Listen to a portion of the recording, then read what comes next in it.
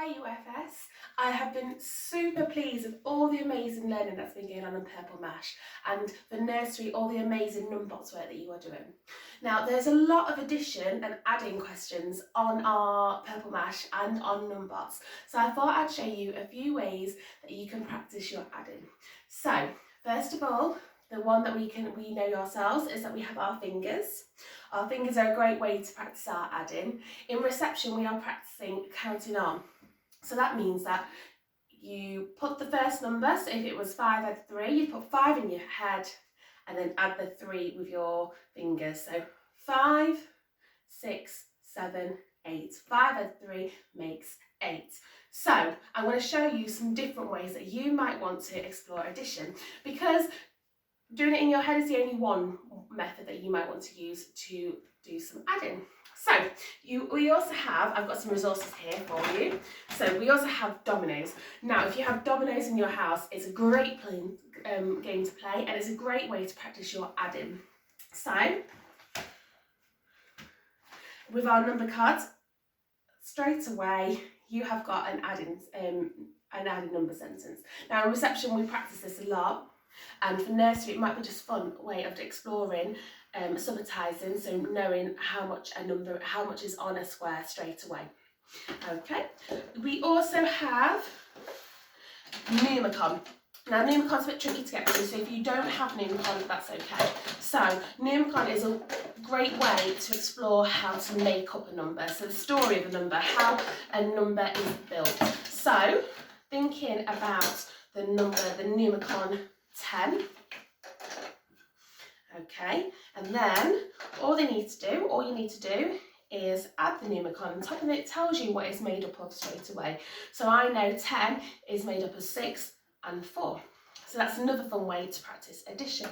Now, this was made by Miss Pepple, and this is another great way of practicing your addition. So this is our adding box that we use at school. As you can see, it's from an old shoebox, and we've put 2 plastic cups on top. Miss Pepple's put 2 plastic cups on top. We've added the equal sign, so the children are getting used to using the correct mathematical terminology for it. Okay, so I've got some objects. I've got pegs, great fine motor, okay, and the children find this a lot of fun. You just have to put some in there, and then find the whole. So part, whole. Okay, and they might want to record their answers on a whiteboard or a piece of paper, anything that you have lying about. So I'm going to start by 2, 1, 2, 2, add 1, 2, 2. So 2 add 2 equals 1, 2, 3, 4. 2 add 2 equals 4.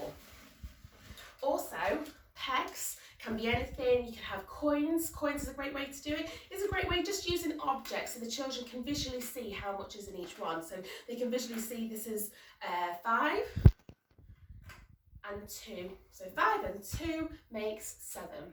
Another great way to do it is using dice, playing board games. Dice is an amazing thing. Using 2 of them is a great way to subtise again, just to know what the amount is straight away, and even to practice the adding. Now, before I go, I want to show you a quick game.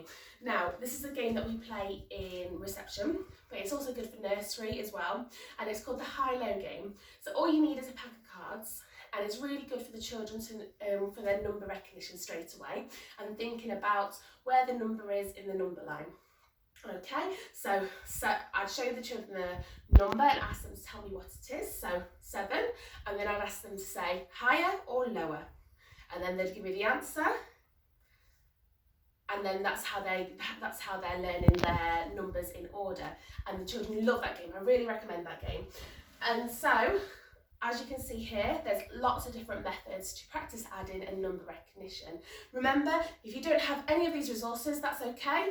It's important to practice learning in your head, adding on, counting on. A number line is a great way, so that's just writing numbers in a line from 0 to 20. Another great way to practice adding with numbers. Thank you very much.